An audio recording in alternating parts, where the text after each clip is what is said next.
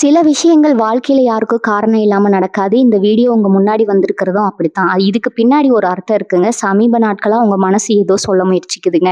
சில பதில்கள தேடுறீங்க. இது எங்க போகுதுன்னு உங்களுக்குள்ளேயே கேட்குறீங்க. அந்த கேள்விக்கான விளக்கம் இங்க தொடங்குதுங்க. வாழ்க்கை கொஞ்சம் மெதுவா போற மாரி தோன்றலாம். ஆனா அது நின்னு போயிடலங்க. அது உங்கள சரியான இடத்துக்கு கொண்டு போயிட்டே இருக்குதுங்க. பரமசிவனின் சக்தி உங்கள பாதுகாக்குது. முருகப்பெருமானின் அருள் உங்களுக்கு துணை நிற்குதுங்க. நீங்க எடுக்கும் ஒவ்வொரு முடிவும் இனி வெளிச்சத்துக்கு தான் வழிகாட்டுதுங்க. அமைதியா இருங்க, நம்பிக்கையா இருங்க. நேரம் உங்க பக்கம் திரும்புதுங்க. ஓம் நமச்சிவாய, ஓம் முருகா போற்றி. வாங்க இப்போ உங்க ராசிக்கான பலனை பார்க்கலாங்க. எல்லாருக்கும் வணக்கம்ங்க. இன்னைக்கு நம்ம பார்க்க போற விஷயம் ரொம்ப ரொம்ப ஸ்பெஷலுங்க. சொன்ன போனா இது ஒரு ரகசியம்ங்க. குறிப்பா மேசராசியில பிறந்தவர்களுக்கும் மேசராசிக்காரர்களை நண்பர்களாகவோ உறவினர்களாகவோ வைத்திருப்பவர்களுக்கும் இந்த வீடியோ ஒரு மிகப்பெரிய ஓப்பனரா இருக்க போகுதுங்க. மேசராசிக்காரங்க கிட்ட நீங்க எதை வேணாலும் மறைக்கலாம், ஆனா உண்மையை மட்டும் மறைக்கவே முடியாதுங்க. ஏன் இப்படி சொல்றேன்னு தெரியுமா? உலகத்துல எத்தனையோ ராசிகள் இருக்கலாம். ஆனா ஒருத்தரோட கண்ணை பார்த்தே அவங்க மனசுல என்ன இருக்கு, அவங்க நல்லவங்களா இல்ல கெட்டவங்களா, அவங்க சொல்றது உண்மையா இல்ல பொய்யான்னு ஸ்கேன் பண்ணி எடுக்கிற சக்தி மேசராசிக்காரங்களுக்கு இயல்பாகவே இருக்குதுங்க. இதைத்தான் சித்தர்கள் மேசராசியின் மூன்றாவது கண் அப்படின்னு சொல்றாங்க. உங்ககிட்ட யாராவது ஒருத்தர் ரொம்ப பவ்யமா ரொம்ப நல்லவர் மாதிரி வந்து பேசுறாங்கன்னு வச்சுப்போம். மத்தவங்க எல்லாரும் அவனை நம்புவாங்க. ஆனா ஒரு மேசராசிக்காரர் மட்டும் அவனை சந்தேகப்படுவாருங்க. ஏன்னா அவன் பேசும்போதே இவங்க மனசுக்குள்ள ஒரு சின்ன குரல் கேட்கும். இவன் ஏதோ தப்பு பண்றான், இவன் சொல்றதுல ஏதோ இடிக்குது அப்படின்னு. கடைசியில பார்த்தா அந்த நபர் பெரிய மோசடிக்காரனா இருப்பான். இவங்க நினைச்சதுதான் பழிக்குமுங்க. இது ஏதோ மேஜிக் கிடையாதுங்க நண்பர்களே. இது மேசராசிக்கு பிரபஞ்சம் கொடுத்த ஒரு மிகப்பெரிய வரம்ங்க. மேசராசி என்பது காலபுருஷ தத்துவப்படி தலையை குறிக்கும் ராசிங்க.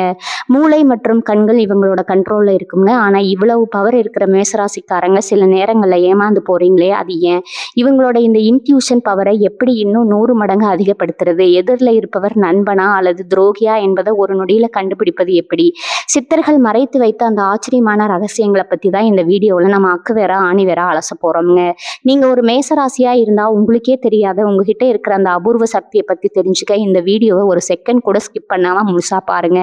வாங்க மேசராசியின் அந்த மர்மமான உலகத்துக்குள்ள போகலாமுங்க. மேசராசியின் குணாதிசயம் மற்றும் அந்த ரகசிய ஸ்கேனிங் பவர். சரி, இப்ப நம்ம மேசராசிக்காரங்களோட அந்த ஸ்கேனிங் பவர் எப்படி வேலை செய்யுதுன்னு கொஞ்சம் ஆழமா பார்க்கலாமுங்க.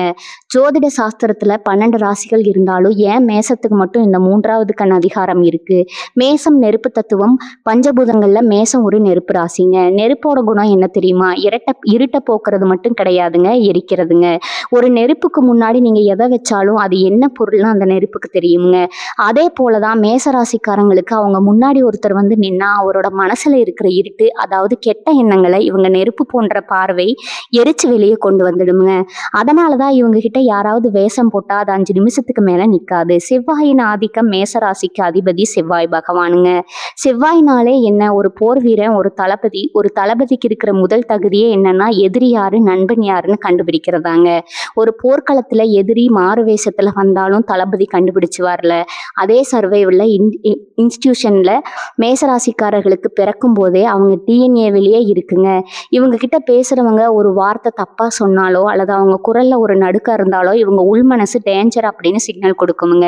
குழந்தையும் கூர்மையான அறிவும். நிறைய பேர் மேசராசிக்காரங்களை பார்த்து இவங்க ரொம்ப வெள்ள உள்ளம் கொண்டவங்க, இவங்க கிட்ட எதை சொன்னாலும் நம்பிடுவாங்கன்னு தப்பா கணக்கு போடுறாங்க. உண்மை என்னன்னா இவங்க உண்மையிலேயே குழந்தை மனசு உள்ளவங்க தாங்க. ஆனா ஒரு குழந்தை எப்படி தன் அம்மாவை தவிர வேற யாராவது தூக்க வந்தா அழுது கண்டுபிடிச்சிடுமோ, அதே மாதிரி இவங்க ஒய்ஃப் சரியில்லாத ஒருத்தருக்கு வந்தா இவங்க மனசு உடனே அவங்கள தள்ளி வச்சிடுங்க. மைக்ரோ எக்ஸ்பிரஷன் வாய்ஸ் தெரியாமலேயே இவங்க ஒரு சைக்காலஜிஸ்ட் மாதிரி செயல்படுவாங்க.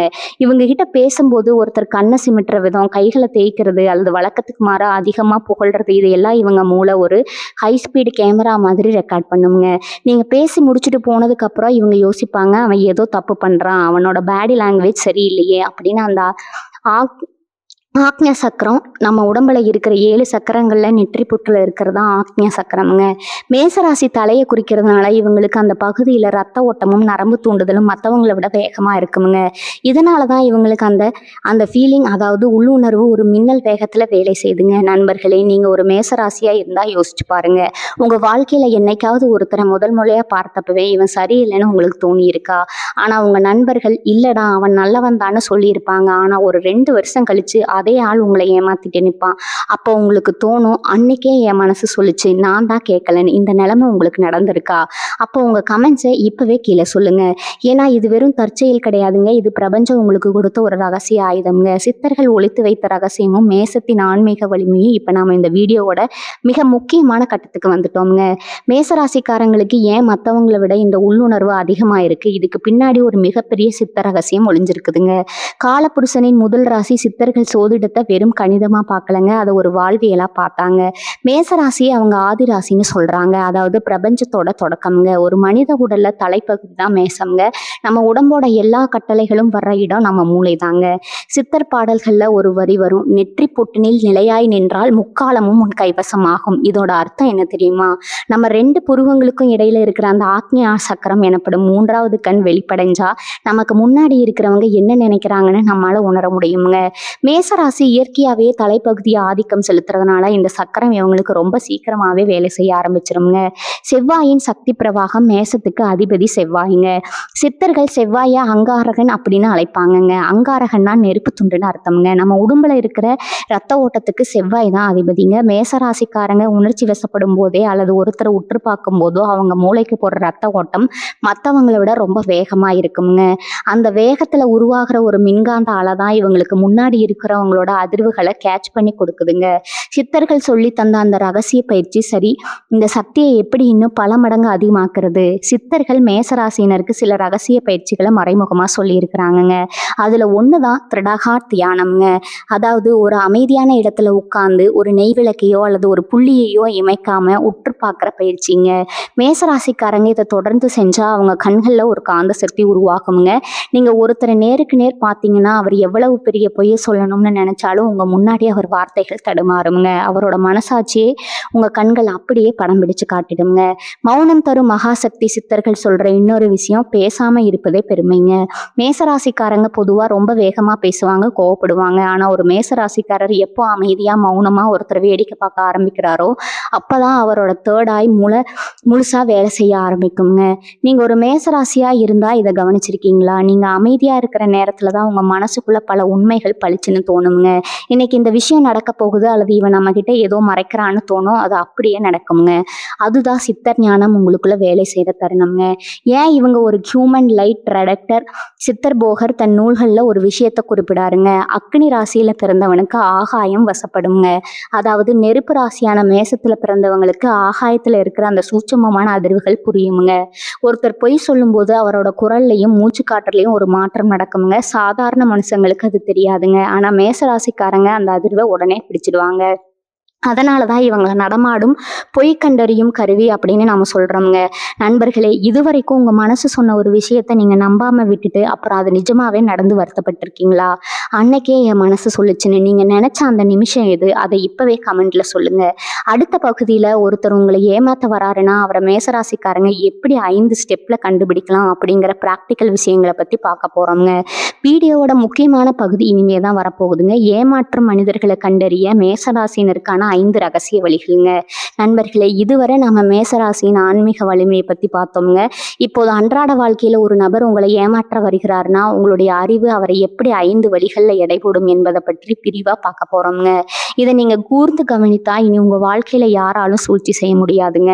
வழி 1 பார்த்தீங்கன்னா, கண்களின் ஊடுருவல் நேர்கொண்ட பார்வைங்க. மேசராசிக்காரர்களின் மிகப்பெரிய வலிமையே அவர்களின் நேர்கொண்ட பார்வைதாங்க. நீங்க ஒருவிடம் பேசும்போது அவரின் கண்களை நேரடியா பார்த்து பேசுவீங்க. அப்போது எதிரில் இருப்பவர் உண்மையிலேயே நேர்மையானவரா இருந்தா அவரும் உங்க கண்களை பார்த்து தயக்கம் இல்லாம பேசுவாங்கங்க. ஆனா அவர் மனதுல ஏதோ கள்ளத்தனம் இருக்கிறதுனா அவர் உங்கள் கண்களை பார்க்க ஆஞ்சிடுவாருங்க. அடிக்கடி தரைய பார்ப்பாரு அல்லது திசை மாறி பார்ப்பாரு. மேசராசிக்காரங்க அந்த ஞானக்கண் இதை ஒரு நொடியில பிடிச்சிடுங்க. ஏன் இவன் கண்களை பார்த்து பேச தயங்குறான்னு உங்க உள்மனம் கேட்கும் கேள்விதாங்க. முதல் எச்சரிக்கை, மணி வலி. 2 தேவையற்ற விளக்கம்ங்க மற்றும் வார்த்தை சிதறல்கள்ங்க. பொதுவா மேசராசிக்காரர்கள் எதையும் சுற்றி வளைத்து பேச தெரியாதவர்கள். நேரடியா விஷயத்திற்கு வந்துடுவாங்க. ஆனா உங்களை ஏமாற்ற நினைப்பவர்கள் ஒரு செய்தியை சொல்லும் போது மிக அதிகமான விளக்கங்களை கொடுப்பாங்கங்க. நீங்க ஒரு சிறிய கேள்வியை தான் கேட்பீங்க, ஆனா அவர்கள் அதற்கு 10 நிமிட கதையை சொல்லுவாங்க. ஏனெனில் அவர்கள் ஒரு பொய்யை உண்மையாக்க போராடுறாங்க. அந்த அளவுக்கு தேவைக்கு அதிகமான விளக்கங்களை கொடுக்கும் போதே உங்கள் அறிவுல ஒரு தலக்கம் பிறக்குங்க. இவன் ஏதோ கதையை தயார் செய்து பேசுறான்னு உங்க ஆராயும் திறன் அங்க வேலை தொடங்குங்க. மூன்றாவது விஷயம் பார்த்தீங்கன்னா, எதிர்பாராத வினாக்கள்ல அதிரடிங்க. இது மேசராசிக்காரங்களுக்கு தெரியாம அவர்கள் செய்யும் ஒரு தந்திரம்ங்க. யாராவது உங்களிடம் ஒரு பொய்யான தகவலை சொல்றாருன்னா, நீங்க சட்டுன்னு ஒரு சம்மந்தம் இல்லாத ஆனா மிக நேரடியான கேள்வியை கேட்பீங்க. உதாரணத்துக்கு, "அண்ணங்க அந்த இடத்துல நீ இருந்தாயா?" அப்படின்னு திடீர்னு கேட்பீங்க. அந்த எதிர்பாராத கேள்வியால அவர்கள் முகம் ஒரு நொடி மாறும் பாருங்க. அந்த சிறுமுக பாவனையை பிடிப்பதுல நீங்க வல்லவங்க. அந்த ஒரு நொடி தடுமாற்றமே போதுங்க, மேசராசிக்கு அவர் துரோகியா இல்லையா என்பதை உறுதி செய்ய வழிங்க. நான்காவது பார்த்தீங்கன்னா, மன அதிர்வுகள், சூழ்நிலை உணர்வு. நாம் எல்லாருமே ஒரு விதமான மன அதிர்வலையில தான் இருக்கிறோம்ங்க. மேசராசி நெருப்பு தத்துவம் என்பதால உங்க ஆற்றல் நிலை மிகவும் உயர்வா இருக்குமுங்க. உங்க முன் வந்து நிற்பவர் ஒரு தீய எண்ணத்துடன் வருகிறார்னா, உங்களின் அந்த நற்பண்பு மிக்க ஆற்றலுக்கும் அவரின் தீய ஆற்றலுக்கும் ஒரு மோதல் நடக்குமுங்க. அப்போது உங்களுக்கு ஒரு விதமான மன அமைதியின்மை ஏற்படுங்க. ஏன்னே தெரியல, இவர் இருக்கும்போது எனக்கு ஒரு சங்கடம் ஏற்படுது, அல்லது இவருடன் பேசவே பிடிக்கவில்லைன்னு நீங்க நினைக்கிறீங்க. அது உங்க ஞானக்கண் கொடுக்கும் சிவப்பு சமிக்கை. தயவு செஞ்சு அதை அலட்சியப்படுத்துறாதீங்க. ஐந்தாவது விஷயம் பார்த்தீங்கன்னா, புகழ்ச்சி எனும் நச்சு வலைங்க. மேசராசிக்காரர்கள் புகழ்ச்சிக்கு மயங்குவார்கள்னு ஒரு தவறான கருத்து நிலவுதுங்க. உண்மை என்னன்னா, உங்களுக்கு பாராட்டு பிடிக்கும், ஆனா போலி புகழ்ச்சிக்கும் உண்மையான பாராட்டுக்கும் உள்ள வேறுபாட்டை நீங்க நன்கு அறிவீங்க. யாராவது ஒருவர் உங்களிடம் வந்து மிக அதிகமா புகழ்றாரு, நீங்க தான் உலகிலேயே சிறந்தவர், உங்களை மிஞ்ச ஆள் இல்லைன்னு அளவுக்கு அதிகமா ஐஸ் வைக்கிறாருன்னா, உங்க மேசராசி அறிவு உடனே விழித்து கொள்ளுங்க. இவன் ஏதோ ஒரு லாபத்திற்காக தான் இப்படி பேசுறான் அப்படின்னு உங்க மனதுல ஒரு சிறு பொறி தட்டுங்க. அந்த பொறி தான் உண்மையை வெளிச்சம் போட்டு காட்டுங்க. நண்பர்களே, இந்த 5 விஷயங்கள்ல ஏதேனும் ஒண்ணு உங்க வாழ்க்கையில நடந்திருந்தாலும் நீங்க தப்பித்து விட்டீர்கள்னு என்று பொருளுங்க. ஆனா பல நேரங்கள்ல நாம என்ன பண்றோம், நம்ம மனசாட்சி சொல்றதை கேட்காம அந்த நபர் மீது நம்ம வைத்திருக்கும் பாசத்தினால ஏமாந்து போறோமுங்க. மேசராசிக்காரர்கள் ஏமாறுவது அவர்களின் அறிவால் கிடையாதுங்க, அவர்களின் அதீத அன்பினால் மட்டும்தாங்க. நீங்க எப்போது உங்கள் அன்பை சற்று ஓரம் வைத்துட்டு உங்கள் புத்தியை பயன்படுத்துகிறீர்களோ, அன்றைக்கு உங்களால யாராலும் வெல்ல முடியாதுங்க. ஆனா இவ்வளவு ஆற்றல் கொண்ட மேசராசிக்காரர்கள் ஒரு குறிப்பிட்ட விஷயத்துல மட்டும் மிக மென்மையானவர்கள். அந்த தவறை மட்டும் செய்தான்னா அவர்களின் ஞானக்கண் சுத்தமா வேலை செய்யாம போயிடுங்க. அது என்ன தவறு, அதை எப்படி சரி செய்வது, அதை பற்றி காணொளியின் இறுதி பகுதியில பார்க்கலாமுங்க. தவறாம இணைந்திருங்க. மேசராசியின் பலவீனங்களும் அந்த சக்தியை பாதுகாக்கும் வழிமுறைகளும். நண்பர்களே, இதுவரை நம்ம மேசராசியின் அளப்பரிய ஆற்றலை பத்தி விரிவா பார்த்தோம்ங்க. இப்போது ஒரு மிக முக்கியமான கேள்வியை நம்ம ஆராயணுங்க. இவ்வளவு பெரிய ஞானக்கண் இருந்தும் மேசராசிக்காரர்கள் ஏன் சில நேரங்கள்ல ஏமாந்து போறாங்க? அவர்களின் அந்த அபூர்வ சக்தி எப்போது வேலை செய்யாம போகுது? இதற்கு பின்னால சில உளவியல் மற்றும் ஆன்மீக காரணங்கள் ஒளிந்திருக்குதுங்க. இதை நீங்க சரியா புரிந்து கொண்டா உங்க சக்தியை எப்போதும் மங்காம பார்த்துக்கொள்ள முடியுங்க. கோபம் எனும் கரும்புகை. மேசராசி என்பது நெருப்பு தத்துவம் கொண்டதுன்னு பார்த்தோம்ங்க. நெருப்பு வெளிச்சம் கொடுக்கும், அதே சமயம் அது புகையையும் உண்டாக்குமுங்க. உங்களுக்கு கடுமையான கோபம் வரும்போது உங்கள் அறிவு தெளிவு மறைக்கப்பட்டு ஒரு விதமான கரும்புகை உங்கள் மனதை சூழ்ந்து கொள்ளுதுங்க. அந்த சமயத்துல உங்க மூளைக்கு செல்லும் ரத்த ஓட்டம் ஒரு வித பதற்றத்தை உண்டாக்குதுங்க. அந்த பதற்றத்துல உங்க ஞானக்கண் தற்காலிகமா தன் பார்வையை இழக்குதுங்க. கோபத்துல நீங்க எடுக்கும் எந்த ஒரு முடிவும் உங்க உள்மனதின் குரலை செவிமடுக்க விடாம தடுத்துடுங்க. சுருக்கமா சொன்னா, உங்க கோபம் உங்களின் மிகப்பெரிய எதிரிக்கு கதவை திறந்து விட்டு விடுதுங்க. பாசம்னு அழகான திரை மேசராசிக்காரர்கள் வெளியில பார்க்க முரட்டுத்தனமானவர்களா தெரிஞ்சாலும் உள்ளுக்குள்ள அவர்கள் ஒரு பச்சிலம் குழந்தையை போன்ற மென்மையான இதயம் கொண்டவங்க. குறிப்பா தங்களுக்கு நெருக்கமானவர்கள், நண்பர்கள் அல்லது ரத்த உறவுகள்னு வரும்போது உங்க தர்க்க அறிவை முழுமையா ஓரம் வச்சிடுவீங்க. உங்க உள்ளுணர்வு இந்த நபர் செய்வது தவறுன்னு உங்களுக்கு எச்சரிக்கை மணி அடித்து கொண்டே இருக்குங்க. ஆனா உங்க மனம் அவர் அப்படி செய்ய மாட்டாரு, அவர் மீது நான் இவ்வளவு அன்பு வச்சிருக்கிறேன், அவர் என்னை ஏமாத்த மாட்டார்னு உங்களுக்கு நீங்களே சமாதானம் சொல்லிக் கொள்வீங்க. இந்த பாசம் எனும் திறதான் உங்கள் உண்மையான பார்வையை மறைத்து உங்களை ஏமாற்றத்துல தள்ளிவிடுதுங்க. அவசரம் மற்றும் பொறுமையின்மை. மேசராசியின் அதிபதி செவ்வாய் என்பதால உங்களுக்கு எதிலும் ஒரு வேகம் இருக்குங்க. ஒரு காரியத்தை உடனே முடிக்கணும்னு, ஒரு நபரை பத்தி உடனே ஒரு முடிவுக்கு வர வேண்டும்னு துடிப்பீங்க. இந்த அவசரத்தினால உங்க உள்மனம் சொல்லும் அந்த மெல்லிய சிக்னல்களை நீங்க கவனிக்க தவறி விடுவீங்க. ஒரு நுணுக்கமான விஷயத்த ஆராய பொறுமை தேவைங்க. அந்த பொறுமை குறையும் போது உங்க ஆராயும் திறன் மழுங்கி போயிடுதுங்க. இந்த மகா சக்தியை பாதுகாத்து வளர்ப்பது எப்படி? உங்க மூன்றாவது கண் எப்போதும் கூர்மையா இருக்கணும்னா நீங்க சில வாழ்வியல் முறைகளை கடைபிடிக்கணுங்க. முதலாவதா ஒரு நாள் காத்திருப்பு முறை. உங்களுக்கு யாரையாவது பார்த்து சந்தேகம் வந்தாலோ அல்லது ஒரு முக்கியமான நபருடன் உடன்படிக்கை செய்ய போறீங்கன்னாலோ அந்த நிமிடமே முடிவெடுக்காதீங்க. ஒரு நாள் முழுமையா பொறுமையா இருங்க. அந்த ஒரு நாள் இடைவெளியில உங்க உணர்ச்சிகள் அடங்குமுங்க. அப்போது உங்கள் அடிமனதிலிருந்து ஒரு தெளிவான பதில் கிடைக்குமுங்க. அந்த பதில் ஒருபோதும் பொய் சொல்லாதுங்க. ரெண்டாவதா ஐம்புலன்கள் அடக்கும் பயிற்சிங்க. உங்கள் கண்கள் மற்றும் காதுகள் மூலமா வரும் தேவையற்ற தகவல்கள் உங்கள் உள்மனதை குழப்பலாமுங்க. எனவே தினமும் சில நிமிடங்கள் கண்களை மூடி உங்கள் புருவங்களுக்கு இடைப்பட்ட பகுதியை மட்டும் கவனித்து மூச்சு பயிற்சி செய்யுங்க. இப்படி செய்வதன் மூலமா உங்கள் ஆக்ஞான சக்கரம் தூய்மை அடையுமுங்க. மனம் அமைதியா இருக்கும்போது மட்டுமே பிரபஞ்சம் உங்களுக்கு உண்மைகளை வெளிச்சம் போட்டு காட்டுங்க. மூன்றாவதா பட்டற்ற அன்புங்க. அன்பு செலுத்துங்க, ஆனா யாரிடமும் கண்மூடித்தனமா நம்பிக்கையை வைக்காதீங்க. ஒரு நபர் தவறு செய்கிறாருன்னு உங்க உள்மனம் சொன்னா அவர் உங்கள் நெருங்கியவரா இருந்தாலும் அந்த எச்சரிக்கையை மதியுங்க. உண்மையை ஏற்றுக்கொள்வதுதான் ஒரு மேசராசிக்காரரின் மிகப்பெரிய தைரியம்ங்க. நான்காவதா இயற்கை மற்றும் அமைதியுடன் இணைதல்ங்க. அதிகமான சத்தம் மற்றும் இரைச்சல் உங்கள் உள்ளுணர்வை மழுங்கடிக்குங்க. அவ்வப்போது இயற்கையான இடங்களுக்கு சென்று அமைதியாக இருப்பது உங்கள் மன அலைகளை சீராக்குங்க. தூய்மையான எண்ணங்களும் அமைதியான மனமும் இருந்தால் மட்டுமே உங்கள் மூன்றாவது கண் எப்போதும் விழிப்புடன் இருக்குமுங்க. நண்பர்களே, உங்கள் சக்தி என்பது வெறும் கணிப்பு கிடையாதுங்க. அது உங்கள் ஆன்மாவின் வெளிச்சம்ங்க. அதை உங்கள் கோபத்தாலோ அல்லது கண்மூடித்தனமான பாசத்தாலோ அணைய விட்டு விடாதீங்க. உண்மையை அறியும் ஆற்றலே உங்களை ஒரு சிறந்த தலைவனாகவும் வெற்றிகரமான மனிதனாகவும் மாற்றுங்க. மேசராசியும் முருகப்பெருமானின் வேல் தத்துவம். நண்பர்களே, மேசராசிக்கு அதிபதி செவ்வாய் பகவான் என்பதை நாம் அறிவோம்ங்க. தமிழ் மரபில் செவ்வாய் என்பது முருகப்பெருமான குறிக்குமுங்க. முருகனின் கையில் இருக்கும் வேல் எதை குறிக்கிறது தெரியுமா? அது கூர்மையான அறிவு மற்றும் தீர்க்கமான பார்வையின் அடையாளம்ங்க. வேலின் அடிப்பகுதி அகலமாகவும் இடைப்பகுதி நீளமாகவும் நுனிப்பகுதி மிக கூர்மையாகவும் இருக்குங்க.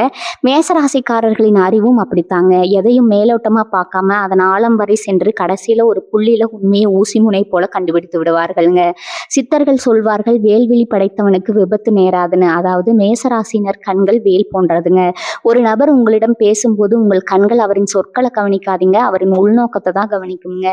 வேல் எப்படி தீமைகளை அளிக்குமோ அப்படி உங்கள் பார்வை பொய்களை எரித்து விடுங்க.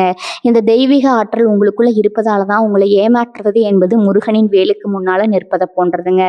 3 வாழ்வியல் களங்களின் மேசத்தின் ஞானக்கண்ங்க. களம் 1 தொழில் அல்லது வியாபாரம்ங்க. நீங்க ஒரு தொழில் செய்கிறீங்கன்னா வச்சுக்கொள்வோம். ஒருவர் உங்களிடம் வந்து ஒரு பெரிய லாபத்தை பத்தி பேசுறாரு, கணக்கு வழக்குகளை காகிதத்துல காட்டுறாரு.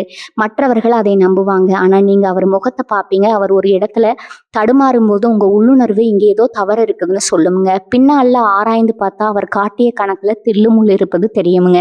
மேசராசியின் லாபம் அவர்களின் உழைப்பை விட அவர்களின் சரியான கணிப்பிலேயே இருக்குமுங்க. களம் 2 பார்த்தீங்கன்னா நட்பு மற்றும் உறவுகள்ங்க. நட்பு என்று வரும்போது மேசராசிக்காரர்கள் உயிரியே கொடுப்பீங்க. ஆனா ஒரு நண்பர் உங்களுக்கு தெரியாம உங்களை பத்தி தவறா பேசுறாரு அப்படின்னா அவர் உங்க முன்னாடி வந்து நிற்கும் போது உங்கள் மனம் ஒரு விதமான விலகலை உணருமுங்க. அவர் எவ்வளவுதான் இனிமையா பேசினாலும் உங்கள் அறிவு இவனிடம் எச்சரிக்கையா இருன்னு எச்சரிக்குங்க.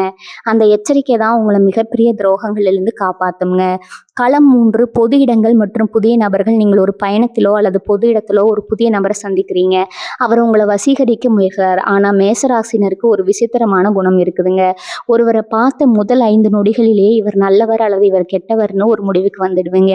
அந்த முதல் 5 நொடி கணிப்பு 99% உண்மையாகவே இருக்குங்க. மேசராசியின் பித்த உடலமைப்பும் வேகமான சிந்தனையும். சித்த மருத்துவத்தின்படி மேசராசி பித்த உடலமைப்பை கொண்டதுங்க. பித்தம் என்பது நெருப்பின் அம்சம்ங்க. உடல்ல பித்தம் அதிகமாக இருப்பவர்களுக்கு மூளை மிக வேகமா வேலை செய்யுங்க. மற்றவர்கள் ஒரு விஷயத்தை யோசித்து முடிப்பதற்குள்ள மேசராசிக்காரர்கள் அதன் முடிவை எட்டு விடுவாங்க. இந்த வேகமான சிந்தனை தான் உங்களுக்கு அந்த முன்னுணர்வை வழங்குதுங்க. மற்றவர்கள் மெதுவா படிகள்ல ஏறி உண்மையை அடைக்கிறார்கள்னா நீங்க மின் தூக்கியில செல்வது போல நேரடியா உண்மையை அடைந்து விடுவீங்க.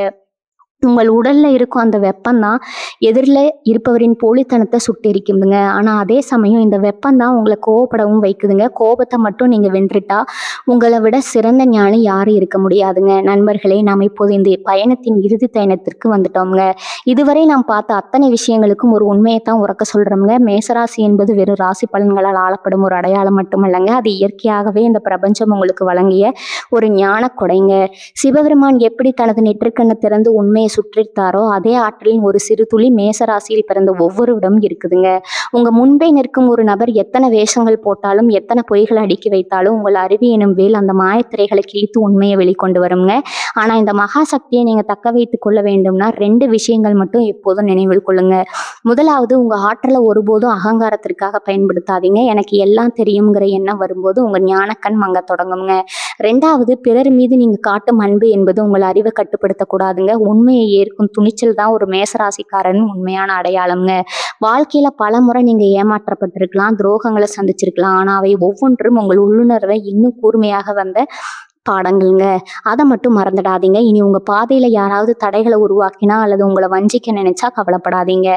உங்கள் இடது கண்ணும் வலது கண்ணும் பார்க்க தவறுவதை உங்கள் ஞானக்கண் பார்த்து உங்களுக்கு வழிகாட்டுங்க. இந்த பிரபஞ்சத்தின் ரகசியங்கள் இன்னும் ஆழமானவைங்க. ஒரு ராசியின் பின்னால இத்தனை ஆன்மீக உண்மைகள் ஒளிந்திருக்கும் போது நம்முடைய இந்த தமிழ் மண்ணின் ஆன்மீக தேடல் இன்னும் எவ்வளவு பிரம்மாண்டமா இருக்குங்கிறத சிந்திச்சு பாருங்க. இந்த காணொளி உங்கள் மனதிற்கு ஒரு தெளிவு தந்திருந்தா உங்கள் மேசராசி நண்பர்களுக்கு இதை ஒரு தகவலா பகிருங்க. உங்க ஒவ்வொருவருடைய வாழ்க்கையிலும் அந்த சிவபெருமானின் அருள் எப்போதும் நிறைந்திருக்கட்டும்ங்க. இது போன்ற அரிய ஆன்மீக தகவல்கள், சித்தர்களின் ரகசியங்கள் மற்றும் நம் முன்னோர்கள் மறைத்து வைத்த வாழ்க்கை முறைகளை தொடர்ந்து அறிந்து கொள்ள நமது சேனலை மறக்காம பின்தொடருங்க. அந்த பெல் சின்னத்தையும் அழுத்திக் கொள்ளுங்க. அப்போதான் எங்களது அடுத்தடுத்த ஆன்மீக தேடல்கள் உங்களை வந்து சேருமுங்க. உண்மையாவே உயர்வு தருமுங்க. மீண்டும் ஒரு அற்புதமான தகவலோடு உங்களை சந்திக்கிறேங்க. தென்னாடுடைய சிவனே போற்றி, எந்நாட்டவர்க்கும் இறைவா போற்றி. வாழ்க வளமுடன். நன்றி, வணக்கம்.